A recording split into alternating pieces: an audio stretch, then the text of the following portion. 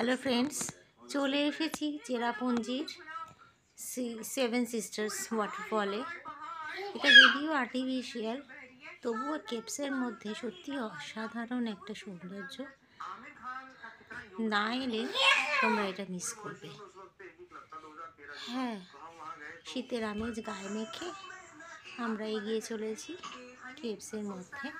হ্যাঁ, এই রাস্তাটা ভীষণ দুর্গমী, বাচ্চা নিয়ে তো বটেই, তবুও এর বিউটিটা, সৌন্দর্যটা অবজার্ভ করা নিজের চোখে, সেটা একটা আমাদের স্বপ্ন এবং সেটা পূরণ করার জন্যই এখানে আমরা চলে এসেছি।